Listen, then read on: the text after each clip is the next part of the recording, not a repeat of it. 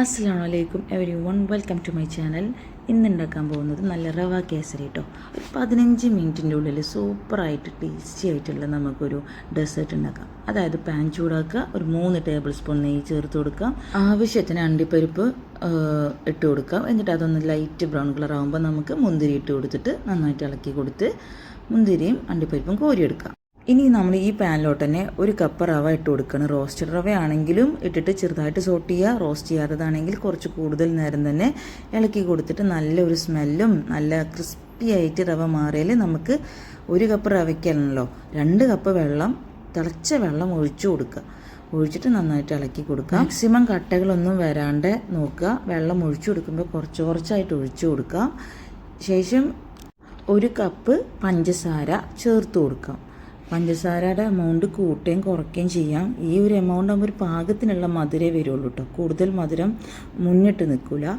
ഈ പഞ്ചസാര ഇട്ടിട്ട് ആ പഞ്ചസാര ഈ ചൂടിൽ അലിഞ്ഞു പോയിട്ട് നന്നായിട്ട് റവയായിട്ട് മിക്സ് ചെയ്യാം.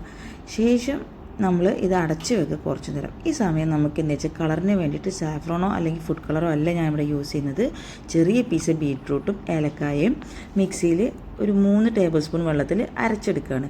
ശേഷം പാനിൻ്റെ അടപ്പ് തുറന്നിട്ട് ഇതിലോട്ട് എന്ത് ചെയ്യാം, ഇത് അരച്ചെടുത്തത് പിഴിഞ്ഞിട്ട് കൊടുക്കുകയാണ്. ഭയങ്കര റെഡ് കളർ ഞാൻ പ്രിഫർ ചെയ്യണില്ല, ഒരു ലൈറ്റ് പിങ്ക് ഷെയ്ഡ് ഞാൻ വിചാരിക്കുന്നുള്ളൂ. അപ്പോൾ അതിനനുസരിച്ചുള്ള എമൗണ്ടേ കൊടുത്തിട്ടുള്ളൂ. ശേഷം ഒരു 1/4 കപ്പ് നെയ്യും ഒഴിച്ചു കൊടുത്തു കേട്ടോ. അത് നന്നായിട്ട് ചേർത്തിട്ട് മിക്സ് ചെയ്ത് കൊടുക്കുക.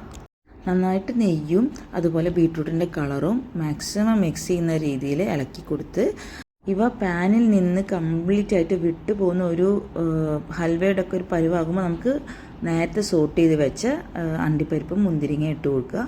എന്നിട്ട് എല്ലാം മാക്സിമം മിക്സ് ചെയ്യുക, സ്റ്റവ് ഓഫ് ചെയ്യുക. ഇത്രയേ ഉള്ളൂ കേസരി ഉണ്ടാക്കാൻ.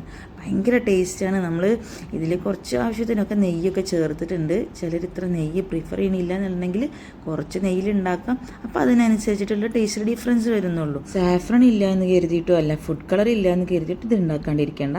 നമുക്ക് മഞ്ഞൾപ്പൊടി ഉണ്ടെങ്കിലും ചെറുതായിട്ട് ഇട്ട് കൊടുത്തിട്ട് ഉണ്ടാക്കാം, അല്ലെങ്കിൽ ഇങ്ങനെ വെജിറ്റബിൾ കളർ യൂസ് ചെയ്തിട്ടും നമുക്ക് ഉണ്ടാക്കാം. ഒരു ടേസ്റ്റ് ഡിഫറൻസും ഇല്ല, നല്ല ടേസ്റ്റാണ്. നിങ്ങളിത് ഒരിക്കലും ഉണ്ടാക്കിയിട്ടില്ലെങ്കിൽ ഉണ്ടാക്കുക.